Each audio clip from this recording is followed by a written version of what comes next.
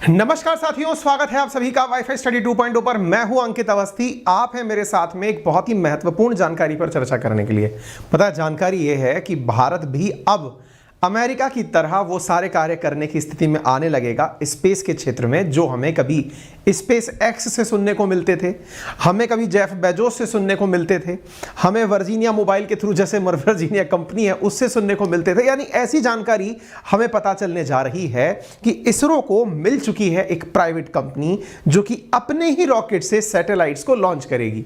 आप सभी अगर थोड़ी सी भी जानकारी, थोड़ा बहुत भी इसरो के बारे में जानते हैं तो आप इस सेशन से बेहतरीन तरीके से कनेक्ट कर पाएंगे, और बिल्कुल भी कुछ नहीं जानते हैं तो भी कनेक्ट कर लेंगे, क्योंकि हमारी आदत में है कि आपको जहां जानकारी शुरू होती है वहां से वहीं से शुरू करते हैं, चाहे हम 10 बार इसी बात को बताएं।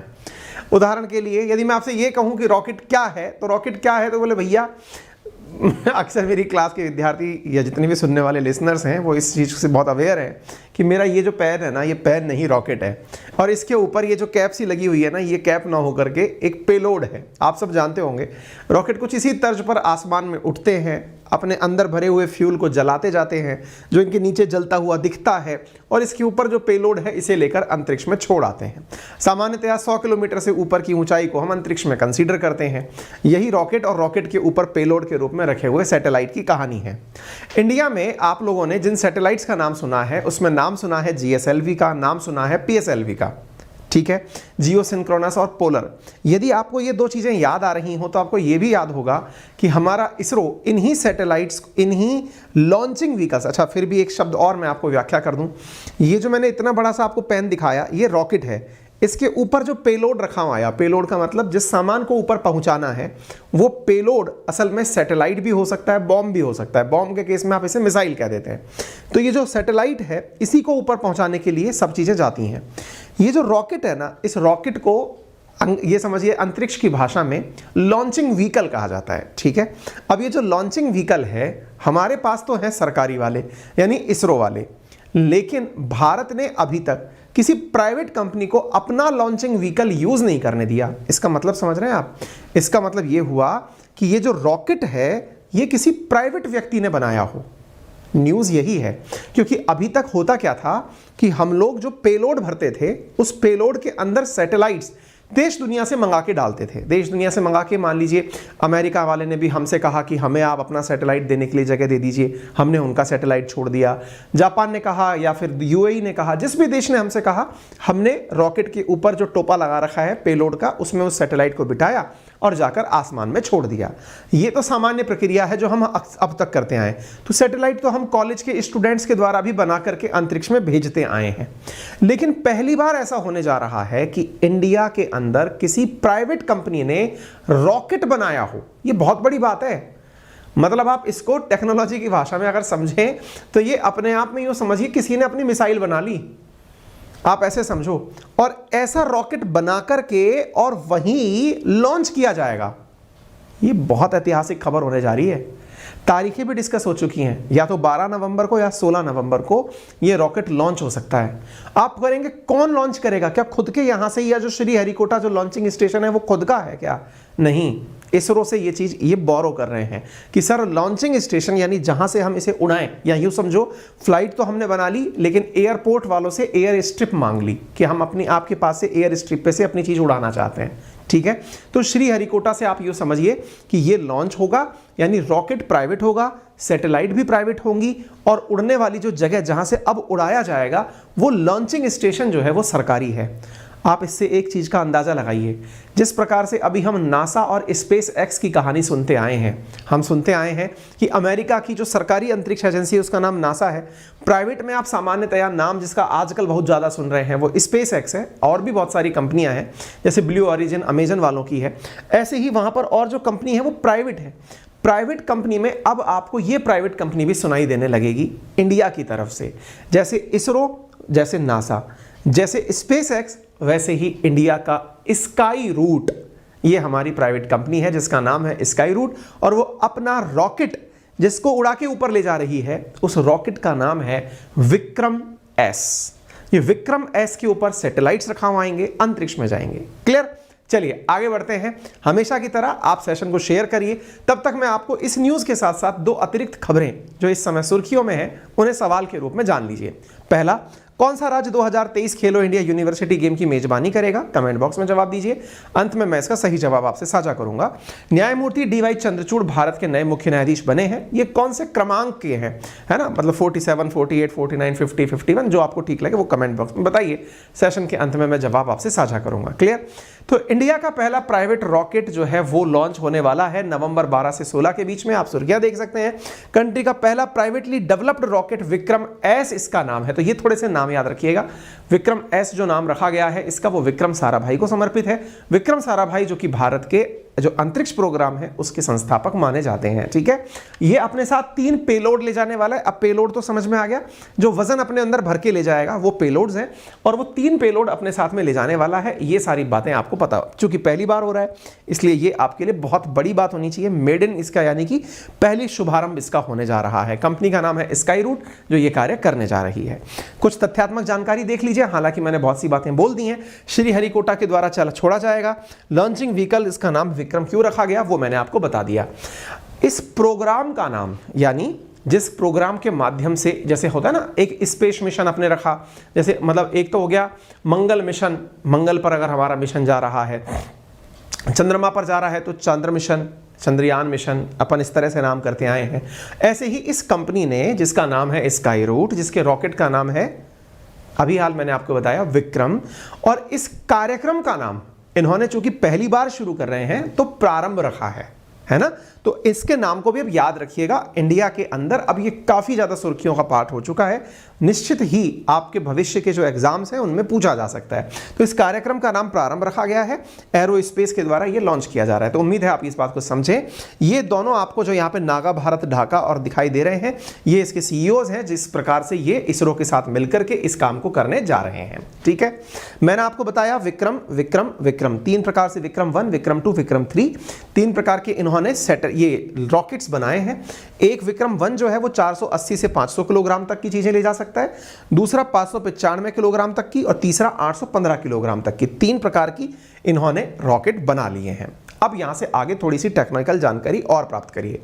तो ये तो हो गए 3 सैटेलाइट्स, 3 रॉकेट्स, है ना? ये 1, 2, 3 मैंने आपको बता दिया। इसके ऊपर ये वाला जो कैप वाला हिस्सा है ना, ये वाला, यहीं पर भर करके पेलोड भेजे जाते हैं। ठीक है, और ये जो पूरा सा हिस्सा आपको दिखाई दे रहा है सामान्यतया इसमें फ्यूल होता है जो इनको गति प्रदान करता है, और मतलब एक तरह से जो इसकी डेस्टिनेशन है वहां तक का ईंधन है। स्वाभाविक सी बात है। ये सारी चीजें हो गई। अच्छा, अब एक और तथ्य यहां पर आपको पता होना चाहिए। पहला तथ्य आपने जान लिया, दूसरा तथ्य जानिए, ऐसा क्या आवश्यकता पड़ गई कि हमें इसरो के अलावा किसी प्राइवेट कंपनी को भी जगह देनी पड़ गई। और प्राइवेट कंपनी क्या कोई है अडानी, अंबानी या फिर टाटा बिरला इनके द्वारा चली हुई है, या ये स्टार्टअप्स हैं? आपको जानकर प्राउड फील होगा। ये स्टार्टअप्स हैं और इंडिया के अंदर स्पेस के सेक्टर में बड़ी मात्रा में लगभग 100 का आंकड़ा छूने जा रहे हैं हम। इतने स्टार्टअप्स स्पेस के सेक्टर में आगे आ चुके हैं, यानी वो काम करना चाहते हैं, स्पेस के सेक्टर में आगे बढ़ना चाहते हैं, इंडिया के द्वारा सैटेलाइट्स भेजना। अब आप पूछेंगे तो क्या कमाई क्या होगी सर? ऑब्वियस सी बात है, कोई भी चीज़ नई आएगी तो फिर मतलब साधन समझेगी कि कमाएंगे कैसे। रेवेन्यू मॉडल क्या है? रेवेन्यू मॉडल ये है कि अब कॉलेज के विद्यार्थी या फिर देश में जिस प्रकार से टेक्निकल एजुकेशन बढ़ रहा है, अगर हम उन चीज़ों को ध्यान से देखें तो देश में आने वाले समय में लगभग 20,000 स्मॉल सैटेलाइट्स भेजे जाने की संभावना है। यानी कि एक आंकड़ा बताता है कि आने वाले समय में भारत के द्वारा लगभग 20,000 से ज़्यादा स्मॉल सैटेलाइट्स जो हैं वो इस डेकेड में यानी कि 2030 तक भेजी जाएंगी। अब आप पूछेंगे 20,000, चौंकिए मत, स्पेस एक्स तो खुद ही भेज देगा कुछ ही सालों में इससे ज़्यादा। ये जो स्टारलिंक नामक परियोजना चला रहा है वो, उसमें 35,000 के आसपास सैटेलाइट जानी है। तो ये कोई बहुत बड़ा नंबर नहीं है। इंडिया के लिए बड़ा नंबर हो सकता है, लेकिन सैटेलाइट्स किसी की भी जाए वो सैटेलाइट भेजने के नाम पर पैसे देगा। यहां तक कहा जा रहा है कि यदि हमारे देश के अंदर इस प्रकार के स्टार्टअप्स को योगदान दिया जाए, सरकारी सहायता प्रदान की जाए, तो जिस प्रकार से आज हम ओला, उबर, टैक्सी, फ्लाइट्स बुक करते हैं, ऐसे ही आने वाले समय में हम स्पेस सैटेलाइट्स भी बुक कर पाएंगे, यानी रॉकेट बुक कर पाएंगे कि भाई ये मेरा सैटेलाइट है, आप इसे प्लीज छोड़ देना इतने किलोमीटर ऊपर। अब आप पूछेंगे सर इससे कोई मतलब सिक्योरिटी ब्रीच तो नहीं हो जाएगा? क्यों हो जाएगा भाई? आप फ्लाइट में बैठ के इधर से उधर नहीं जाते, उससे कोई सिक्योरिटी ब्रीच होता है। तो बोले सर मैं कोई कैमरा लेके थोड़ी जाता हूं। तो भाई चले जाओ, फ्लाइट में कैमरा लेके जाते तो वो खूब फोटो खींचते हो, क्या कर लोगे उससे। मुद्दा ये है कि अगर साइंटिफिक उपयोग होगा तो देश की तरक्की होगी, आपके दिमाग में कुछ आइडियाज आएंगे देश के अंदर काम करने के। और चूंकि लॉन्चिंग स्टेशन सरकार ने अपने पास रखा हुआ है तो जो जाएगा वो पहले ही चेक होके जाएगा। सरकार भी बेवकूफ़ नहीं है। डिपार्टमेंट ऑफ स्पेस जो है उसने इसरो के लिए एक अलग से एजेंसी बनाई हुई है, उसका नाम ही है इन स्पेस। जो मार्केट में, जैसे आपको मालूम है एक बार अपन ने आपसे चर्चा की थी, एंट्रिक्स नाम से एक एजेंसी थी, दावोस एंट्रिक्स वाद मैंने पढ़ाया था, जिसको बाद में एंट्रिक्स को ऑफ करना पड़ गया था। पहले इसरो के लिए इस प्रकार की डील यानी प्राइवेट सैटेलाइट लाने का काम एंट्रिक्स करती थी, अब इन स्पेस करती है। इन स्पेस जो है अब स्टार्टअप्स की भी मदद कर रही है कि आप आइए और आप आकर के हमारे पास से जो तकनीकी सहायता चाहते हैं चाहिए। यानी कंपनी का कहना है कि वर्तमान में इसरो ने और इन स्पेस ने हमारी इतनी मदद की है कि इन्हीं की वजह से हम अपना पर्सनल रॉकेट ले जाने में कामयाब हो रहे हैं। स्वाभाविक सी बात है ना, रॉकेट आपने ले लिया लेकिन चलाने की जगह चाहिए, सरकार से आपको सहायता चाहिए। अब ये प्राइवेट कंपनी ऐसा कर पा रही है। तथ्य नंबर तीसरा जानिए। तथ्य तीसरा ये है कि ये सब ऑर्बिटल फ्लाइट होगी। अब ये क्या होता है मैं आपको बताता हूं। देखिए अभी क्या है मार्केट के अंदर, ऑर्बिटल सब ऑर्बिटल, इस शब्द को आसानी से ऐसे समझिए। आपको कुछ दिनों पूर्व याद है मैंने आपको बताया था जेफ बेजोस ने अपनी कंपनी के थ्रू स्पेस की यात्रा की थी। स्पेस की यात्रा की थी, मैंने ये बताया था कि स्पेस टूरिज्म इन दिनों बड़ा ही फैसिनेटिंग चीज हो रखा है ना। ये लोग जाते कितने किलोमीटर दूर तक हैं तो 100 किलोमीटर की रेंज तक जाते हैं। ऐसा माना जाता है कि 100 किलोमीटर से ऊपर अंतरिक्ष है, यानी ऑर्बिटल वाला एरिया शुरू हो जाता है। 100 से नीचे वाला एरिया सब ऑर्बिटल वाला एरिया है। सामान्यतः जो हमारी फ्लाइट उड़ती हैं वो 8 मील की ऊंचाई तक उड़ती हैं, 600 से 800 किलोमीटर प्रति घंटे की रफ्तार से चलती हैं। सब ऑर्बिटल यानी 100 किलोमीटर की ऊंचाई तक अगर ऑर्बिट में चीजें भेजी जाएं तो वो सब ऑर्बिटल कहलाती हैं। तो ये जो मिशन जाएगा ये सब ऑर्बिटल मिशन है, ठीक है, यानी बिल्कुल अंतरिक्ष जहां से शुरू हो रहा है वहां तक।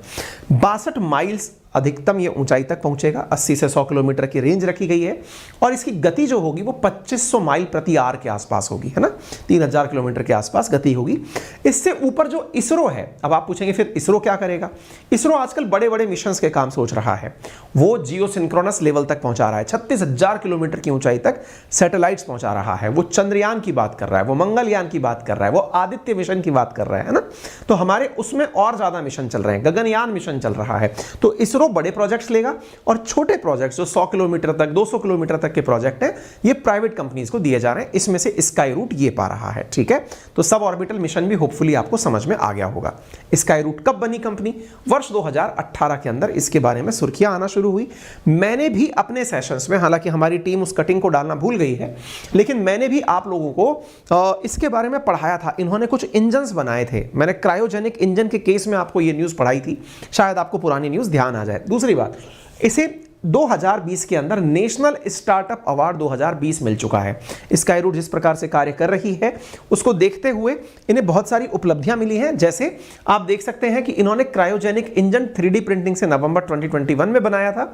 इसी प्रकार से ये इंडियन स्टार्टअप था जिसने इसरो के साथ में टाई अप किया सितंबर 21 के अंदर। मई 2022 में इन्होंने full duration test firing of Vikram rocket 1 किया था। और ये जो आपके सामने न्यूज सुनाई दे रही है ये यहीं से कनेक्टेड निकलकर आती है, ठीक है।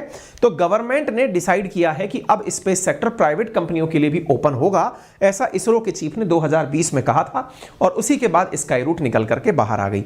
इन स्पेस इसरो के साथ काम करने वाली वो सरकारी संस्था है जो इन प्राइवेट स्टार्टअप्स को नजदीक लेकर आती है।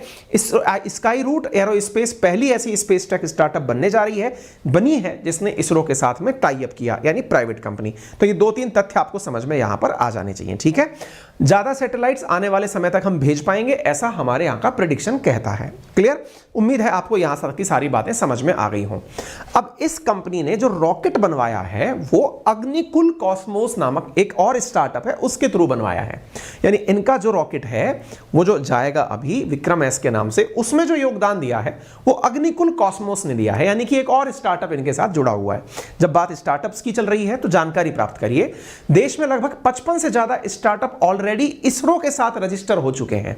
यानी इसरो के पास 55 स्टार्टअप्स तो पहुंच चुके हैं कि सर हमसे भी स्पेस में कुछ करवा लीजिए, ठीक है।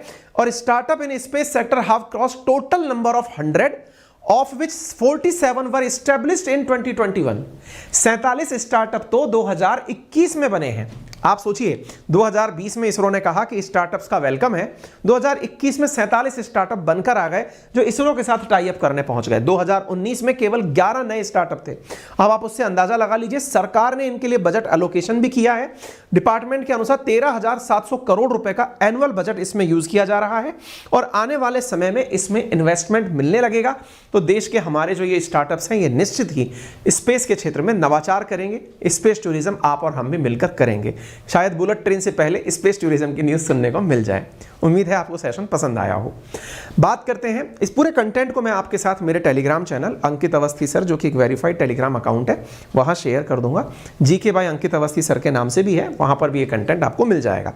सेशन की शुरुआत में मैंने आपसे पूछा था खेलो गेम्स के बारे में, नेशनल यूनिवर्सिटी गेम्स के बारे में। 23 चॉइस की मेजबानी उत्तर प्रदेश को मिली है, जो कि खेलो इंडिया नेशनल यूनिवर्सिटी गेम की मेजबानी करेगा। ठीक है, खेलो इंडिया गेम जो है नेशनल यूनिवर्सिटी गेम में 4500 एथलीट जो है पार्टिसिपेट करेंगे, 150 यूनिवर्सिटीज से पार्टिसिपेट करेंगे, 20 डिसिप्लिन इसके अंदर इंक्लूड किए जाएंगे। इस प्रकार से ये सारी चीजें होंगी। दूसरा, जस्टिस डीवाई चंद्रचूड़ जो नए अभी सीजेआई बने हैं देश के, उन्होंने 50वें चीफ जस्टिस के रूप में शपथ ली है। ये आपको तथ्यात्मक जानकारी प्राप्त होनी चाहिए। आप हैं डीवाई चंद्रचूड़, राष्ट्रपति आपको शपथ दिलाते हुए दिखाई पड़ रही हैं। ठीक है, ये आपके सामने जानकारी है। अन्य जानकारी के रूप में इतना कि यदि आप चाहते हैं अनअकैडमी के साथ बहुत ही अल्टीमेट लेवल के कोर्सेज पढ़ना, तो यूज माय रेफरल कोड अंकित10 to avail 10% discount on all type of subscriptions. और जो सबसे इंपॉर्टेंट चीज है वो इस रविवार को होने जा रही है, वो ये है कि एक ऐसा टेस्ट जो 13 नवंबर को आपके लिए किया जा रहा है, 50 सवाल जिसमें पूछे जाएंगे, 60 मिनट के अंदर आपको उनका जवाब देना है। टेस्ट का लिंक आप स्कैन भी कर सकते हैं। इस टेस्ट के विनर्स को IAS ऑफिसर के साथ पूरा दिन बिताने का मौका दिया जाएगा। इतना ही नहीं, 50% पार्टिसिपेंट्स इस टेस्ट के अंदर गारंटेड अनअकैडमी स्कॉलरशिप पाने में कामयाब होंगे। इंडिया के टॉप ऑनलाइन एडुकेटर्स आपके लिए यूपीएससी सेगमेंट में कोर्स पढ़ा रहे हैं। तो आप जाइए और कोर्स ज्वाइन कीजिए। धन्यवाद।